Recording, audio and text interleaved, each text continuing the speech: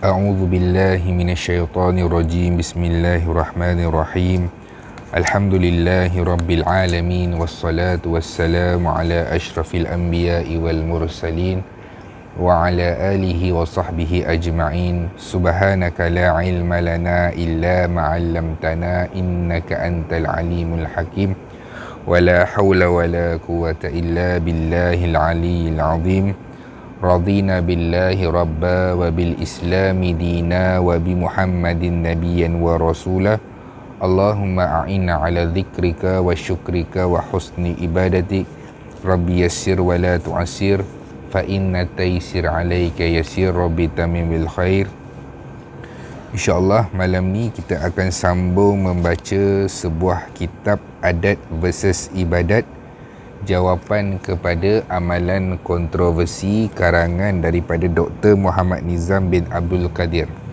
Sebuah kitab yang membahaskan dan membincangkan sesetengah amalan yang dilakukan oleh orang Islam, terutamanya di Nusantara. Adakah amalan-amalan ibadah tersebut sebenarnya adalah semata-mata adat dan ianya adalah bid'ah? Dr. Muhammad Nizam bin Abdul Qadir mengambil pendekatan satu-satu amalan yang dilakukan sekiranya mengikut syariat tetapi tidak dilakukan oleh Nabi Muhammad sallallahu alaihi wasallam.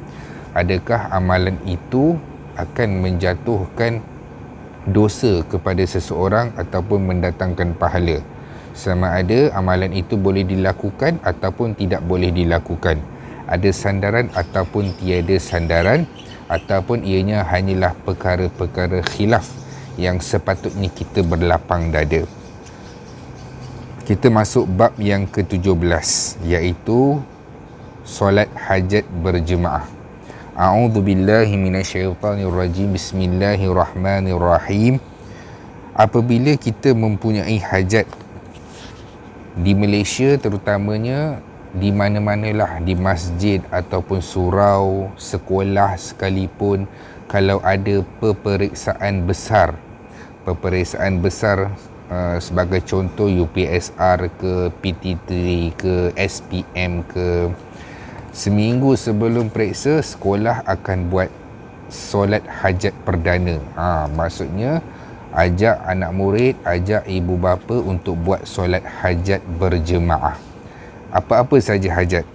Kalau ada orang tu nak pergi umrah ke, nak pergi haji pun, dia buat solat hajat supaya Allah mempermudahkan urusan, melancarkan ibadah haji mereka. Apa-apa saja hajat, nak buat majlis kahwin ke, nak ada orang sakit ke, nak operation ke, nak buat solat hajat ke, menjadi amalan dekat Malaysia ni, terutamanya di Nusantara ni, kita buat solat hajat secara berjemaah. Tak kisahlah di mana, di rumah ke, di masjid ke, di surau ke, ataupun organisasi ke, kita buat solat hajat secara berjemaah. Ada pendapat menyatakan bahawa Rasulullah sallallahu alaihi wasallam tidak melakukan solat sunat hajat secara berjemaah. Kalau solat sunat tahajud, ya, Rasulullah sallallahu alaihi wasallam pernah melakukannya bersama sahabat. Ada dalilnya, ada hadisnya. Ada hadis yang memberitahu Rasulullah sallallahu alaihi wasallam melakukan solat sunat tahajud secara berjemaah. Tapi bila sebut solat hajat berjemaah, Rasulullah sallallahu alaihi wasallam dalam riwayat tidak pernah dinyatakan Nabi melakukan solat sunat secara berjemaah untuk solat sunat hajat. Kita tengok, ya. Hakikatnya amalan solat sunat hajat ini adalah berdasarkan hadis yang berbunyi, ada dalilnya. Maksudnya dalil solat sunat hajat ni ada berdasarkan hadis Nabi Muhammad sallallahu alaihi wasallam. Bismillahirrahmanirrahim. Man kanat lahu ilallahi hajah au ila ahadin min bani Adam falyatawaddu wal yuhsini wudu thumma liyusalli raka'atain.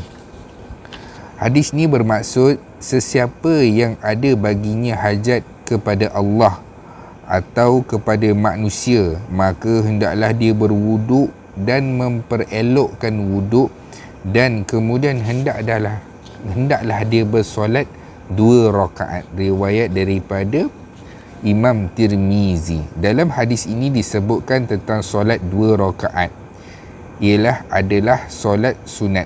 Maksudnya ada Rasulullah kata solatlah 2 rakaat untuk sekiranya kamu berhajat kepada Allah Subhanahu Wa Taala. Kita tengok lagi, maka di sinilah lahirnya istilah solat sunat hajat. Inilah permulaannya istilah solat sunat hajat ataupun solat sunat untuk memohon hajat. Dalam menyatakan hadis ini, Imam Tirmizi meletakkan hadis ini dalam solat sunat hajat. Hadis ini daif menurut setengah ulama, namun kedaifan hadis tidaklah membatalkan terus maksud hadis tersebut. Maksud dia apa? Maksudnya sesungguhnya walaupun hadis itu daif sekalipun, tapi ianya tidaklah membatalkan secara keseluruhan maksud hadis tersebut. Dalam isu solat hajat secara berjemaah terdapat 2 pertimbangan. 1, pertimbangan yang pertama dia apa? Dalam Sahih Muslim, maksudnya dalam kitab Sahih Muslim, hadis 658, Nabi Muhammad sallallahu alaihi wasallam dijemput untuk makan-makan di rumah seorang sahabat. Kemudian Nabi menunaikan solat bersama sahabat itu di rumahnya, dan solat tersebut adalah solat sunat. Imam Nawawi menyatakan padanya keharusan solat sunat secara berjemaah. Maksudnya bila sebut solat sunat, Nabi pernah solat sunat berjemaah.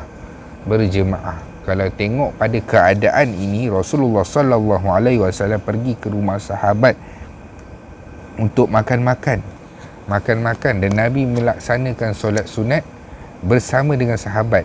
Solat sunat, kalau kita tengok tahajud ini adalah kita lakukan pada waktu malam, di pertengahan malam.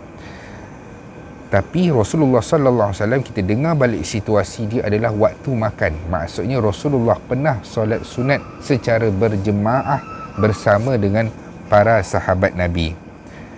Padanya keharusan solat sunat secara berjemaah, kata Imam Nawawi dalam menghuraikan hadis tersebut. Solat sunat hari raya ditunaikan secara berjemaah. Solat sunat tarawih juga dilakukan secara berjemaah.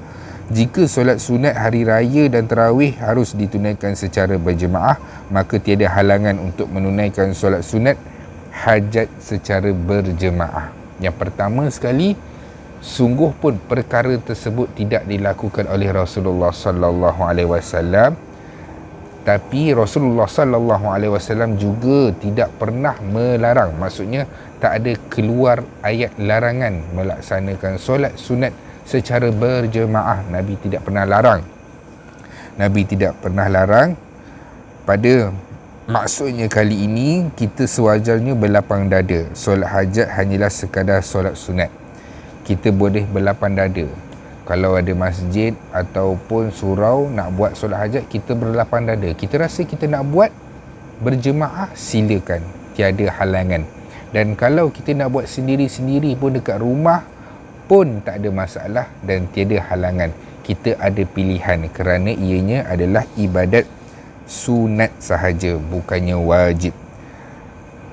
Dan kita boleh membuat pilihan sama ada kita nak lakukan ataupun kita tak nak lakukan. Jadi sekadar itu dulu. Yang baik datang dari Allah, yang lemah adalah kelemahan saya sendiri. Yang pertamanya sekali dan yang terakhir, janganlah kita bermudah-mudah untuk membida'ahkan sesuatu amalan dan juga menyatakan seseorang itu sesat hanya kerana kita berbeza pandangan. Yang harus kita ketahui adalah perkara yang mereka lakukan itu adakah datang ada sandaran ke ataupun tiada sandaran daripada Al-Quran dan hadis. Jika mereka ada hujah dan ada sandaran, hendaklah kita berlapang dada seperti mana ulama terdahulu berlapang dada dalam sesuatu urusan dalam agama. Yang penting kita tidak melanggar syariat, tidak mensyirikkan Allah dan tidak melakukan dosa terhadap Allah Subhanahu Wa Taala. Assalamualaikum warahmatullahi wabarakatuh.